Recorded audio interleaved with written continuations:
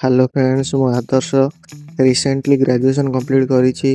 आज ये वीडियो रे स्कॉलरशिप विषय रे डिटेल्स रे एनालिसिस करिया को जाउछि। स्कॉलरशिप अप्लाई करिया पूर्व मोर आपन को दुईटी एडवाइस रहिबो। प्रथम एडवाइस रहिबो, आपण माने केबे भी साइबर कैफे किंबा जनसेवा केंद्र ठारू स्कॉलरशिप विषय रे एडवाइस नियंतु नाही।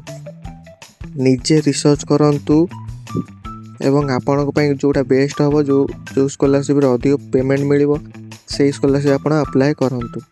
सेकेंड एडवाइस मोर रहिबो, यूट्यूब वीडियो पर निर्भर करंतु नाही।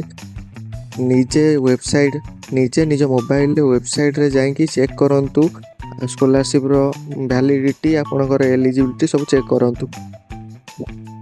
तो आमे तो स्कॉलरशिप अप्लाई करिबा ता पूर्व आम माइंड गोटे क्वेश्चन आसे, जोटा कि कॉमन देखा जाए पिलांगा टी पचारंतु जे स्टेट स्कॉलरशिप और नेशनल स्कॉलरशिप दुईटी जगह अप्लाई करी हबो कि नहीं।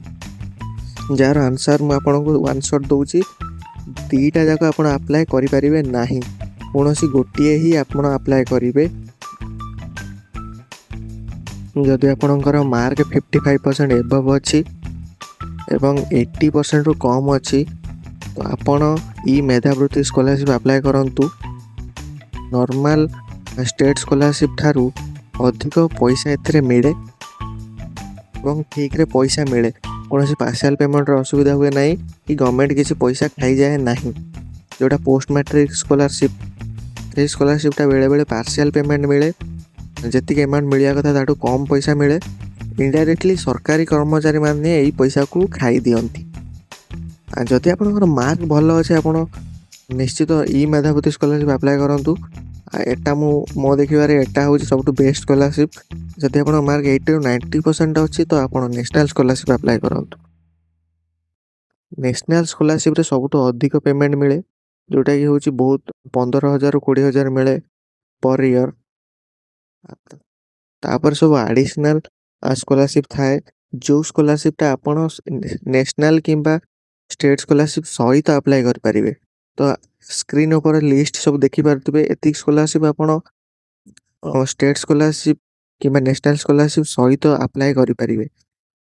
से वेबसाइट रे आपण चेक करि परिबे, ता तळे देखंतु लेखा जाईची जोटा लैपटॉप डिस्ट्रीब्यूशन स्कॉलरशिप, सेटा तो आपण +2 सरीबो ही अप्लाई करिवे। सेटा आपण कॉलेज रे दबा को पड़े नाही, सेटा खाली अप्लाई कर आपण लिस्ट रे ना आसले आपण खाली ऑनलाइन आवेदन करले आपण को 30,000 टका मिल जाय थाए।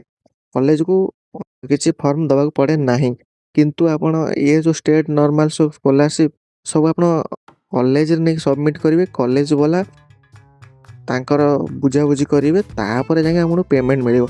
कॉलेज वाला बहुत कॉलेज सब कॉलेज तो पेमेंट भी छुआंटू नौचंती।